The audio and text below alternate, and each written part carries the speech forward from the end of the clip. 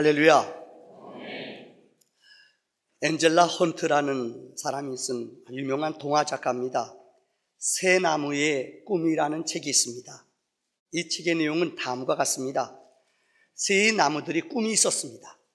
첫째는 올리브라는 나무가 있고, 둘째는 떡갈나무고, 셋째는 소나무입니다. 이들은 너무나 원대한 꿈이 있었습니다. 올리브의 꿈은 나는 부잣집에 들어가서 나무가 되어서 보석상자가 되어 그 부자의 그 엄청난 그분과 그 진주 좋은 것들을 만드는 이 보화 보물상자가 되기를 꿈을 꿨습니다. 그런데 어느 날 나무꾼이 와서 그 나무를 탁 베는 겁니다. 야, 신났다. 내 꿈이 이루어지나 보다. 그런데 이게 웬일이에요? 자기를 끌고 가는데 어디로 가나 봤더니, 여러분, 말구육간에 가서, 외양간에 가서 구유를 만드는 데 쓰였어요. 눈물을 흘리고 난리가 났어요. 두 번째 나무가 웃습니다. 그 봐라, 너 욕심 부리니까 그렇지. 두 번째 떡갈나무를 역시 나무꾼이 와서 딱 뺐습니다. 떡갈나무의 끈은 무엇인고 하면은, 그는 왕을, 세상에 가장 권력 있는 왕의 배를 만드는 재료로 쓰여서 5대양 6대주를 누비며 다니는 세상을 호령하는 권력 있는 사람의 배가 되길 원했습니다. 딱 잘렸습니다. 그의 소원대로 물가로 갔습니다. 뭐가 이제 이루어지나 보다. 근데 봤더니 아십니까? 조그만 낚싯배 만드는 것에 쓰여지고 말았어요. 여러분, 이제 마지막 세 번째 나무는 소나무입니다. 소나무는 아주 높이 올라간 멋진 소나무입니다. 여러분, 소나무 하나가 얼마인 줄 아세요? 비싼 거는 몇 천만 원이에요. 놀라지도 않네요, 여러분. 우리 교인들은 억 단위도 안 놀라는 사람들이니까. 엄청나게 고든 나무예요. 근데 이 나무가 딱 배임을 당한, 나는 위용 있게 여러 사람들 앞에 힘을 주고 참 멋진 모습을 보여주고 싶었다. 그런데요, 역시 딱 자르더니 얼른 가나 봤더니 이게 자르기도 전에 그 전날 낮에 벼락이 내려서 소나무를 때려버렸어요. 너무 흉물이 됐어요. 그렇게 곳곳이 뻗었던 나무인데 벼락 맞으니까 나무가 여러분 엉망되잖아요. 그래서 잘라가지고 목수가 창고에다 갖다 버리고 말았어요. 그런데 시간이 얼마 흐른 후에 그 목수 집에 누가 찾아왔습니다. 로마 병정이 찾아왔어요. 예수를 죽이려고 그러는데 십자가를 만들면 좋은데 나무가 있느냐? 있긴 있는데요. 들어갔더니 그 벼락 맞은 나무 갖다가 두 개를 포개서 십자가를 만들었어요. 여러분, 이것이 그 책의 내용입니다. 세상의 사람들 태어날 때는 무엇인가 꿈꾸고 싶어요. 뭔가 멋지게 이 땅에 영향력 발휘하며 좀 내 이름 내고 싶어요. 그런데 여러분, 여기 어른들 계시지만은 여러분 마음대로 됩니까? 된 사람 손 들어보세요. 여기서는 손 들면 저를 죽이는 거예요. 여러분 뜻대로 돼요? 안 돼요. 여러분 원한 대로 돼요? 안 돼요. 나는 이런 나무 되고 싶은데, 나는 여러분들 이렇게 되고 싶은데, 그런 사람 있으면 나와봐요. 인생이 그렇게 노릇노릇하지 않아요. 그런데 여러분, 내가 원하는 나무가 되지 않았다고 나는 버림받은 사람일까요? 올리브 나무가 자기는 여러분 구유, 근데 이 구유가 아기 예수가 이 땅에 처음 태어났을 때에 베들레헴에서 아기 예수가 머물렀던 그 집, 그 말 구유간의 구유가 바로 이 올리브 나무가 쓰임받은 것이었습니다. 두 번째 떡갈나무는 여러분들, 예수님께서 갈릴리가 바닷가에서 풍랑이 일어날 때 풍랑을 잔잔케 하시고 고기 잡는 어부들을 만나주신 것, 그 배가 바로 이 배가 되었습니다. 세 번째 소나무는 예수님께서 십자가에 못 박혀 죽으신 우리의 대속, 우리 인류의 죄를 위해 십자가에 지신 그 나무가 이 세 번째 나무였습니다. 우리의 눈에 보기에는 현찮아 보여요. 우리의 생각으로는 너무너무 답답해 보여요. 그러나 여러분, 인생이라는 것이 지금 일어나는 순간이 우리 인생의 결론이 아닙니다. 우리의 뜻대로 되지 않았다고 세상 사람들의 눈에 볼 때는 예수님이 십자가에 못 박혀 죽으신 것이 너무너무 비참해요. 너무너무, 그래서 그들은 조롱해요. 네가 왕이다, 자칭 왕이다 써붙였어요. 그런데 예수의 죽음이 죽음으로만 끝났다면 이것은 비극일 것입니다. 그런데 그분의 죽음은 아십니까? 그분의 생명의 드림은, 그분의 희생은 온 인류에게 생명을 주는, 구원을 주는 하나님의 역사인 줄 분명히 믿습니다. 오늘 저는 마가복음 11장의 말씀을 중심으로 주님 앞에 쓰임받는 자가 어떤 자인가 세 가지의 대지로 은혜를 나누기를 원합니다. 첫 번째는 한번 따라합시다. 쓰임받는 자. 여러분, 쓰임받는다는 게 얼마나 귀한 줄 아십니까? 누가 우리 집에 왔다 갔다 이것만 해도 대단합니다. 혹시 여러분들 지나가다 보면은 저쪽 곤지암에 가면은 거기에 아마 모르긴 몰라도 20개가 넘는 거기 소머리 국밥집이 있습니다. 제가 말씀드렸죠. 오리지널 저랑 같이 가야지 가르쳐 드려요. 뭡니까? 배 누구죠? 코미디언 배현정. 거기는 짝퉁이에요, 여러분. 맛없어요. 진짜 국내는 데 있어요. 김미자집, 그것도 3개가 있어요. 거기 진짜 안 가르쳐 줘요. 거기 들어가면 여러분 아세요? 거기 들어가면은 연예인들 사진 한 50장 붙어 있는 집이 있어요. 제가 더 안 가르쳐 드릴게요. 거기 사인도 해놨어요. 왜요? 이 사람들이 와서 먹었다는 거예요. 알아준다는 거예요. 그거 대단합니다. 외국 나가보니까 미국에 가니까 뉴욕에 가니까는 우리나라 어느 대통령께서 와서 식사한 장소래요. 곰탕집. 제가 얘기 안 해요. 거기 보면 대통령 와서 사진 찍은 거, 사인해 준 것, 이거 대통령이 와서 먹었다는 거예요. 아주 긍지를 가져요. 여러분 유명하니까 뉴욕까지 와서 거기서 식사했죠. 이게 대단한 겁니다. 혹시 여러분 남이섬을 가봤는지 모르겠습니다. 제가 한 2년 전에 우리 교회 당회원들하고 그곳에 간 적이 있습니다. 깜짝 놀랐어요. 이전에 어릴 적에 갔던 남이섬하고 최근에 갔던 남이섬에 우리나라의 사업가가 들어가서 이 남이섬을 완전히 바꿔놨어요. 이 젊은 연인들 거기 가면은 결혼할 확률이 높대요. 내 인생이면 꼭 가보세요. 절대 안 바뀔 겁니다. 거기 가니까 여러분들 우리나라 사람만 오는 게 아니라 한류 열풍을 갖고 가을 연가인가요? 그 배용준, 그렇죠. 성경을 그렇게 좀 알아봐요. 좀. 척하면 나오네요, 여러분들. 거기 와서 여러분들 그들이 거기서 사진 찍었던 장소 있어요. 일본 사람들 관광객들이요 매어 터져요. 대단해요. 관광 코스 가운데 하나예요. 그곳에 보면 여러분 보세요. 이거 메타스퀘어라고 이 왼쪽에 있는 거예요. 나무숲 거기 걸었던데요. 자기하고 걸었던 길이 저 길이에요. 거기 가면 둘이 배현정하고 이 배용준하고 최주가 둘이 사진 찍은 거, 이 동상 사람들이 아주 뒤집어져요 와서. 거기에는 배용준이 탔던 자전거도 있어요. 제가 그거 만져봤어요. 제가 여러분들. 이야 사람들이요. 배용준이 탔다, 배용준이 찍었다는 그곳에 와서 사진 찍는데 기념품 사는데 매어 터져요 사람들이. 여러분 제가 왜 이 얘기를 드리는 줄 아세요? 인생을 살아가면서 여러분 누가 한 번만 썼고 누가 한 번 왔다 갔대도 그렇게 존귀함이 있어요. 자 우리 개인기 들어갑니다. 라면의 종류가 요새 너무 많아요. 아마 여러분 어른들은 라면 삼양라면밖에 모를 거예요. 농신라면밖에 모를 거예요. 제가 여러분 넌센스를 몇 개 맞춰보세요. 세상에 가장 맛있고 먹으면 마음에 기쁨을 주는 라면이 뭐게요? 얼굴 보니까 여러분 소망이 없네요. 주님과 함께 라면. 더 쉬운 거 낼게 그러면. 보세요. 좋던 싫던 먹어야 하는 라면이 있어요. 뭘까요? 좋던 싫던 먹어야 하는 라면. 사명이라면. 제가 여러분 문제를 낼게 답 한번 내보세요. 자, 좋던 싫던 먹어야 하는 라면. 그렇죠. 사명이라면은 이거 먹어야 돼. 여러분 오늘 본문에 오늘 읽어드린 마가복음 11장에 주님이 예루살렘에 입성할 때 주님 앞에 쓰임받은 사람과 물건이 있습니다. 처음에는 2제자예요. 오늘 12명의 제자 가운데 특별히 2제자 이름이 기록되어 있지 않습니다. 어떤 학자들은 야고보하고 요한이라고 그래요. 어떤 사람은 베드로하고 요한이라고, 누군지 몰라요. 그런데 12명의 제자 가운데 특별히 2명의 제자는 부름받았어요. 이거는 쓰임받는 거예요. 성경에 보면은 수많은 무리가 있지만 예수님 주변에 쓰임받는 사람은 특별히 정해져 있어요. 이 2명의 사람은 쓰임받았어요. 뭐라고 주님 말씀하는 줄 알아요?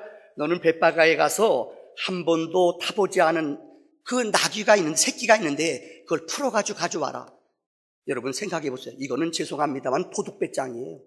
남의 집 물건을 훔쳐오려는 거예요. 근데 2제자는 예! 하고 그냥 갔어요. 주님, 그 주인이 뭐라 그러면 어떡하죠? 주가 쓰시겠다고 그래라. 이 말씀만 믿고 그냥 간 거예요. 돈도 안 가져갔어요. 이 두 제자는 순종하는 사람이에요. 성경의 약속을 이룰 것을 알았어요. 그래서 이들은 믿음으로 그곳에 내려갔다는 거예요.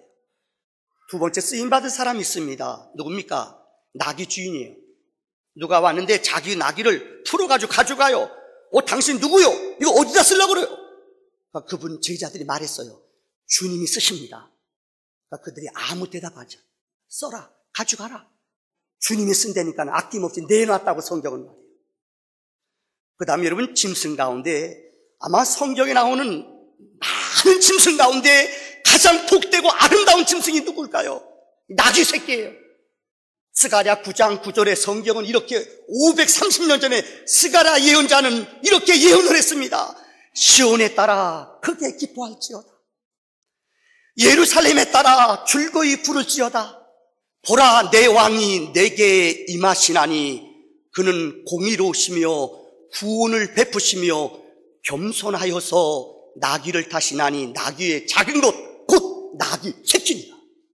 여러분, 성경에 530년 전에 예수님이 오시기 전에 스가랴 선지자는 하나님의 계시를 받아 예언했어요. 예루살렘의 딸들아 즐거워할지어다. 예수님은 겸손하셔서 아무도 타본 적이 없는 나귀 새끼를 타고 오실 것입니다. 이 예언이 이루어진 거예요. 여러분, 세상의 짐승 가운데 이렇게 복받은 짐승이 어디 있어요? 예수님이 그 위에 탔다는 거예요. 예수님이 자기 위에 올라탔다는 거예요. 얼마나 축복된 나귀예요. 아마 하늘나라 가서 나귀 짱일 거예요. 여러분, 그런데 오늘 본문에 또 쓰임받은 게 있습니다. 겉옷이에요. 제자들이 자기네 겉옷을 벗어서 한 번도 타보지 않은 나귀 위에다가 얹었다고 그랬어요.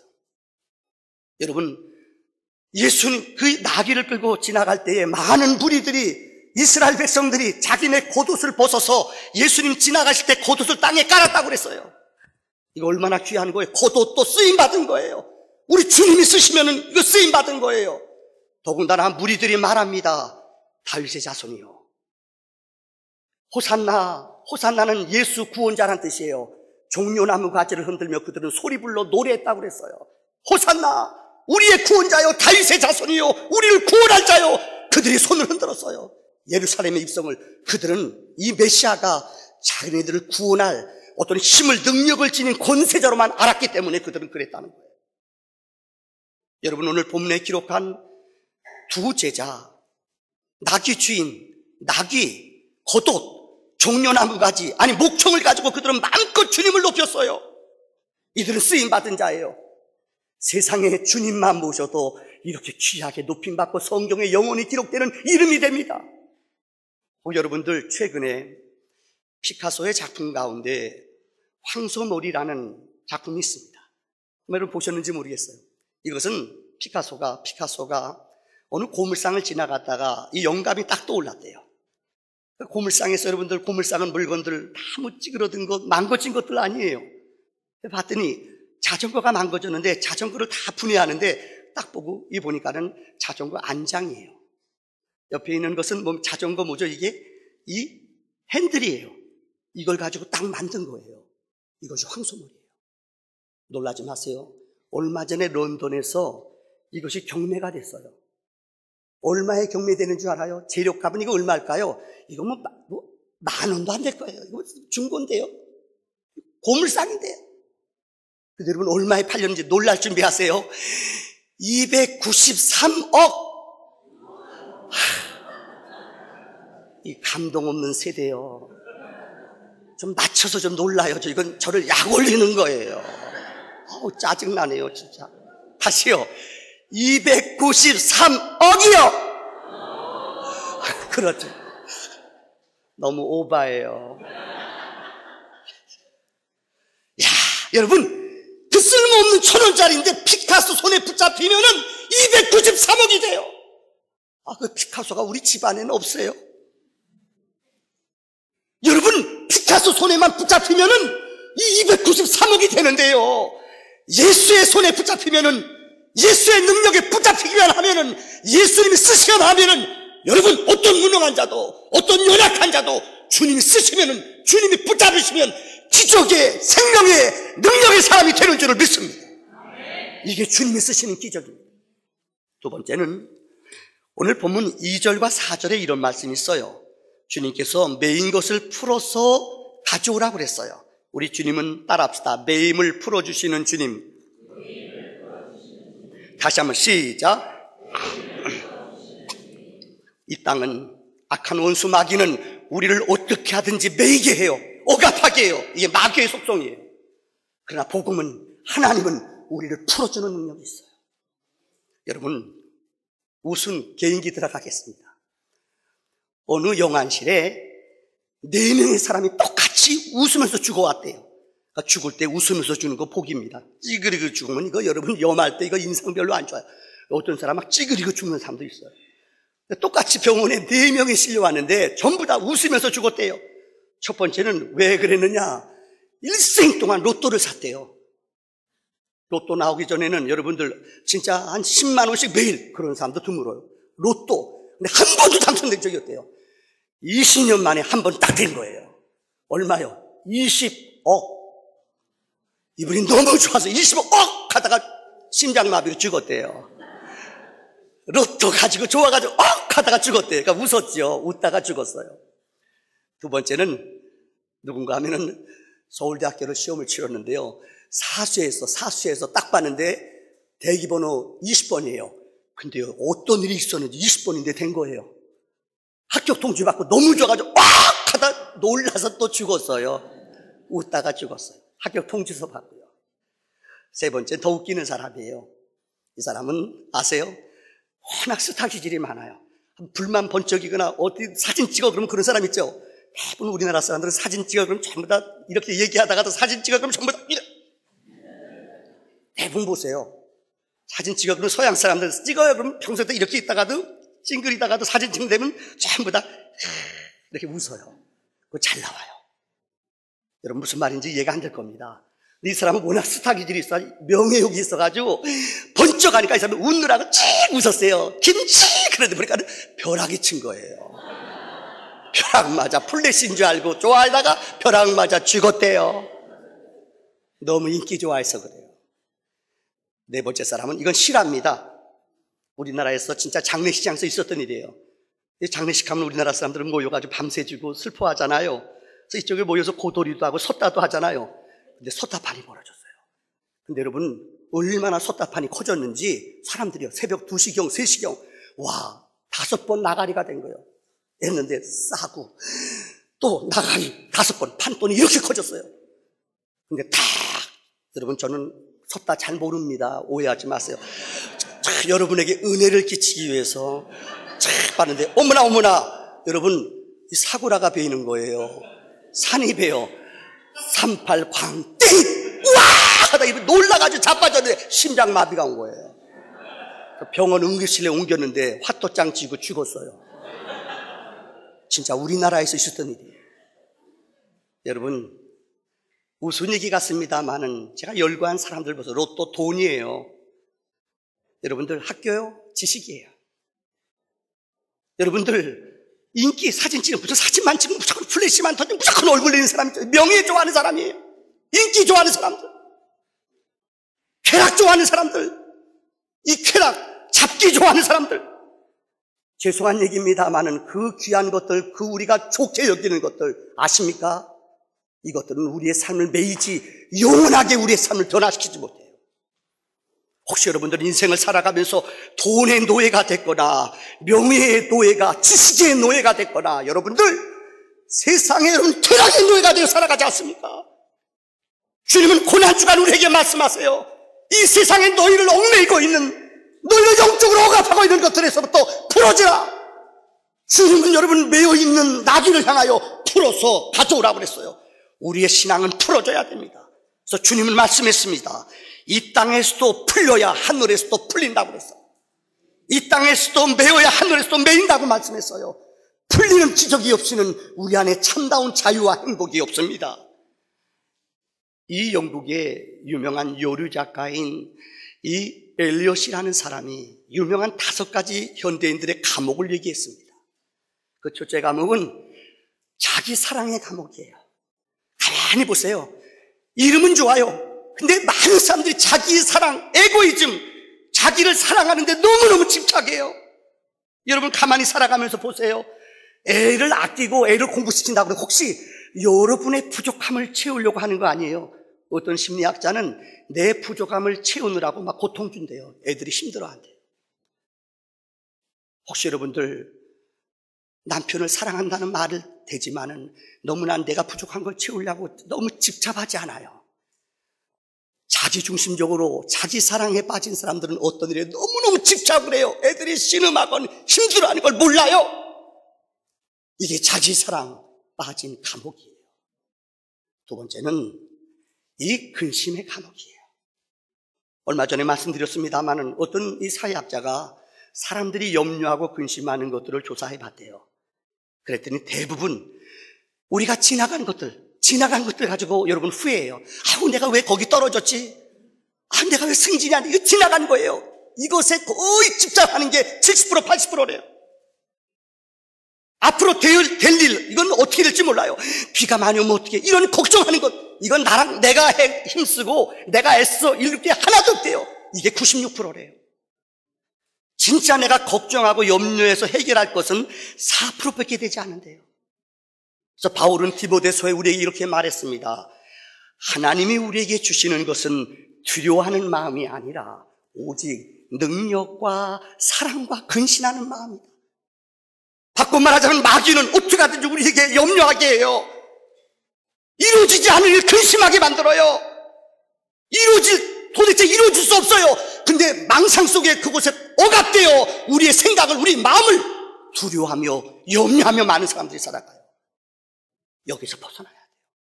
세 번째는 따라합시다. 향수의 감옥. 다시 한번 시작. 이전에 우리 집 부자였는데, 이전에 나는 은혜 받았는데, 이전에 나는 어떻게 어느 학교 출신인데, 이런 향수, 과거지향적에 억압돼 꿈속에 사는 사람이 있어요. 이것은 우리를 죽게 해요. 우리의 꿈을 파괴시켜요. 우리를 연약하게 만들어요. 이게 향수의 감옥이라는 거예요. 네 번째는 신망의 감옥입니다. 더 쉽게 표현하자면은 비교식하는 거예요. 제가 지난번 설교할 때 엄친아 얘기했죠. 엄마 친구의 아들은 어느 학교 갔다? 그게 나랑 무슨 상관이에요? 아세요? 저 집 남편은 승진했다? 이거 죽이는 거예요. 근데 우리는 그걸 못 참아요. 자꾸만 비교하는 말을 해요. 그래서 아이의 꿈을 깨트려버려요. 애를 열등감 속에 살아가게 해요. 너무나 현대인들은 비교해요. 여러분, 복음은, 하나님의 은혜는 아십니까? 복음 안에, 예수 안에 생명을 얻는 자들은 아십니까? 하나님이 나를 나되게 하시고 나를 향한 하나님의 거룩한 계획과 뜻이 있음을 우리는 믿어야 되는 줄 믿습니다. 마지막 다섯 번째가 한번 따라합시다. 증오의 감옥. 다시 한번 시작. 아마 증오의 감옥이라는 이야기를 설교할 때 보면은 공지영 씨가 쓴 우리들의 행복한 시간이라는 책이 있어요. 그 책에 증오라는 게 얼마나 무서운지 책에 나오는 내용이에요. 그 윤상이라는 주인공이 있는데, 여러분, 이 유정이라는 주인공이 있는데, 이 아이가 15살 때 그 사촌 오빠한테 성추행을 당해요. 얼마나 어린아이가 상처받아요. 그래서 엄마한테 와서 엄마, 자기 부끄러운 이야기, 이건 정말 얘기하기 어렵거든요. 근데 용기를 가지고 지영이가 엄마한테 얘기해요. 엄마, 나 이렇게 상처를 유정이가 얘기해요. 엄마한테요. 근데 엄마가 하는 말이 공감해주고 얼마나 힘드냐. 그 아픔을 좀 싸매줄 줄 알았는데 엄마가 하는 말이, 야! 네가 행동을 어떻게 처리했길래, 네가 행동을 어떻게 했길래 그런 틈을 보였어? 엄마가 그냥 찐빠를 주는 거예요. 그러니까 얘가 마음이 다쳐요. 그래서 하는 말이, 누구한테도 얘기하지 마. 이거 창피한 거야. 우리 가문의 망신이야. 넌 무덤 갈 때까지 입! 알았지? 입! 너무너무 이 아이가 상처예요. 해결해주지 못한 거예요. 근데 사촌 오빠를 미워하는 것보다도 이 엄마를 원수같이 미워해요. 이 분노, 쓴뿌리 때문에 일생도 않은 고통 속에 살아요. 그런데 고모인, 친척인 분이 교도소에 가서 사람을 죽이고 대신 누명을 쓰고 온 사람이 있어요. 이 남자친구와 함께 만나 교제를 나누면서 아픈 마음을 치료받는 내용이에요. 여러분, 혹시 우리가 아픔 당하는 것 신음하며 엄마 도와줘, 아빠 도와줘, 막 자녀들이 신음하는데 혹시 여러분들 그 소리를 가문 체면 때문에 묵살하지는 않습니까? 그 아이가 죽어가요. 너무너무 힘들어하고 신음해 누구한테 얘기합니까? 이때 마음속에 쓴뿌리로 증오의 대상이 된다는 것입니다. 이번 고난주간을 맞아요. 우리 안에 있는 감옥들, 우리를 억압하며 우리의 꿈을 깨트리는, 우리의 자아를 파괴하는, 우리를 속이는 어둠의 영들이 우리 안에 끊어지는 역사가 있기를 주의 이름으로 축원합니다. 결론의 말씀입니다. 오늘 본문에 보면 예수님께서는 영광의 입성을 하십니다. 얼마나 멋진 모습입니까? 성경 역사는 어떤 역사든지 첫발이라는 게 중요합니다. 오렌 버핏이라는 사람이 있습니다. 아마 여러분들 이 사람은 우리가 말하기를 투자의 규제라고 합니다. 하여튼 투자하기만 하면은 증권이나 뭐나 투자, 이분은 11살 때부터 투자하는 법을 배웠대요. 아마 제가 얼마 전에 말씀드린 것 같네요. 이분은 부모님한테 아르바이트해서 용돈을 받아서 11살 때부터 투자하는 법을 배웠대요. 기가 막히게 하여튼 투자의 규제예요. 이분 따라가면은 하여튼 돈줄이 보인대요. 근데 이분이 우리에게 충격을 준 몇 년 전에 사건이 있어요. 투자의 규제가 아니라 여러분 기부의 규제로 우리에게 알려졌습니다. 이분이 자기 전 재산 가운데 85%를 사회에다 기부했어요. 그게 370억 불이에요. 여러분 좀 놀라게 여기서 제가 옆에다 우리나라 돈으로 환산했더니 40조! 이쪽은 전혀 은혜가 안 되네요. 한번 40조 놀라보세요. 40조를 기부했어요. 이거 대단한 거 아니에요. 근데 두 번째 40조 기부한 게 중요한 게 아니에요. 근데 이 기부한 40조 가운데 여러분 87%를 우리가 잘 아는 세계 가장 구제 많이 하고 기부 많이 하는 데가 어디냐? 여러분 누구죠? 어디요? 왜 빌 게이츠요? 아니 누구죠? 빌 게이츠요. 빌 게이츠 재단에다가 자기 전 재산 가운데 83%를 기증했어요. 자기 아들 워렌 버핏 이 아들도 기부하는 센터가 있어요. 거기는 17%밖에 안 했어요. 우리가 상식적으로 생각하면 바보예요. 자기 아들, 자기 영원한 가문 빛내기 위해서 자기 가문에다가 자기 재단에다가 여러분들 하지요. 자기 재단이 17%밖에 안 됐어요. 이 빌 게이츠 하는 데다가 여러분 그 자선단체다가 83%를 기증했어요. 이건 정말 놀라운 거예요. 그래서 기자들이 물어봤대요. 당신 이상한 거 아닙니까? 어떻게 이 많은 돈을 당신 아들, 당신의 가문에 사는 데다 하지 왜 거기다 했습니까? 그분이 한 말이에요. 이렇게 말했다고 합니다. 예, 빌 게이츠는 제가 잘 아는 친구입니다. 젊은 사람인데요. 그분은 정직합니다. 그분은 세계에 가장 어렵고 에이즈, 빈곤 퇴치를 위해서 프로그램을 만들어서 정확한 네트워크를 가지고 인적 네트워크망을 가지고 가장 필요하고 어려운 데에 그들은 적재적소에 도와줘요. 후진국에 죽어가는 아이들, 에이즈 환자들 질병 퇴치위해서 이렇게 기부를 하는데 정확하게 데이터가 조안돼요. 나는 그것을 믿기 때문에 더 효율적으로 쓰기 위해서 내 돈을 그곳에 기증했습니다. 사람들을 놀라게 했어요. 여러분 우리 사고를 뛰어넘지 않아요. 그래서 사람들이 또 한 번 놀랐어요. 그분은 투자의 규제이기도 하지만은 여러분들 기부의 규제예요. 진짜 필요한 곳에 진짜 우선권으로 써야 될 곳에 내 이름이 중요한 게 아니에요. 우리 가문이 중요한 게 아니에요. 진정으로 하나님의 나라와 하나님의 영광을 위해서 나눌 줄 아는 여러분 내 것이 아니거든요. 그를 위해 첫발을 내딜 때에 많은 사람들이 기부하고 기증하잖아요. 우리나라에도 여러분 알지요? 우리 이번 전도지에 나오는 사람 가운데 차인표, 신혜라, 제가 신혜라 팬이었거든요. 차인표 미워 죽겠어요 아주. 근데 얼마나 멋져요 여러분. 그 결혼해가지고 사는데 애기 하나 낳았잖아요. 근데 자기가 가슴으로 낳은 아이 두 아이 입양했어요. 근데 기도하는데 성령이 말씀할 때 34명의 아이들을 여러분 자기 아이들을 입양해서 걔네들 외국에 지금 3만 원씩 계속 도와주고 지금 그 아이들의 사진이 자기네 집에 다 붙어 있어요. 매일마다 그들을 위해 기도한대요. 목사지만 정말 쪽팔려요. 정말 부끄러워요. 정말로 이런 기부의 문화, 이런 첫발리된 것들이 얼마나 많은 사람들에게 감동을 주고 사람들의 마음을 움직이는지 몰라요. 여러분 1983년도 8월 21일일 겁니다. 우리가 아는 아키노라는 사람이 있습니다. 아키노, 이 사람은 필리핀 전 상원의원입니다. 우리가 알다시피 그때까지만 해도 이 필리핀이라는 나라는 여러분 예전에는 얼마나 잘 살았는지 몰라요. 장축체육관 지어준 나라가, 여러분 아세요? 우리나라 후진국일 때 60년대에 장축체육관을 지어준 나라가 필리핀. 그렇게 잘 사는 나라였어요. 20년 동안 독재였어요. 마르크스라는 사람, 여러분 알 겁니다. 독재했어요. 어느 누구도 항거하지 못해요. 근데 이 아퀴노 상원의원이 항거했어요. 근데 심장병이 발작했어요. 그래서 80년도에 미국의 보스턴에 가서 수술받고 3년 동안 회복이 됐어요. 이제는 독재국 가면 어려워요. 고통당해요. 가지 말아라. 여기 있다가 그 사람 나이 많으니까 몇 년 더 편하게 있다 가라. 근데 아퀴노는 거부했어요. 내가 몸이 나는데, 내 민족들이 고난당하는데 나는 그 고난의 자리에 있어야 된다.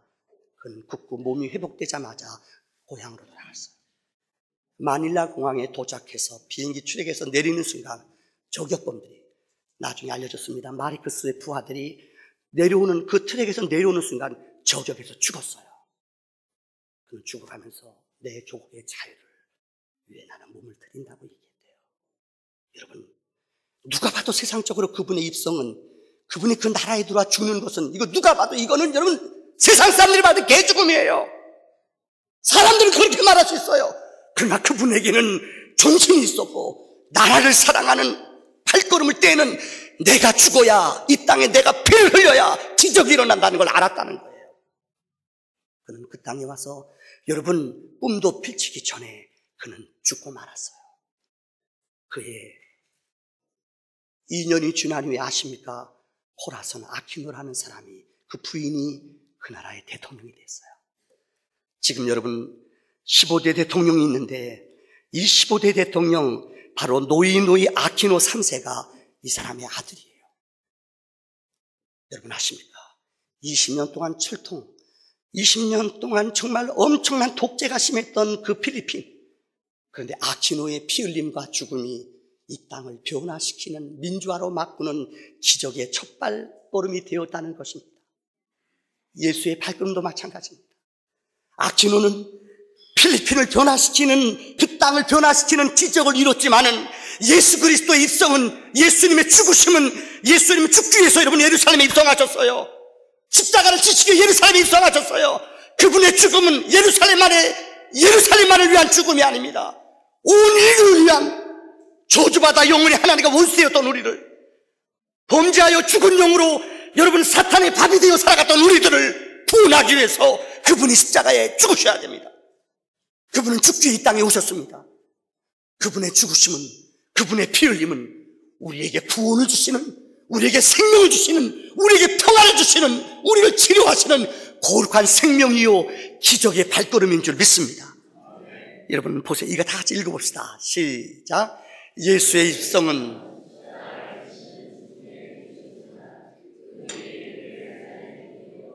자기를 따르던 제자들까지도 그분을 떠나는 버림받은 길 같았지만 구원을 이루시는 승리의 주. 기도합시다.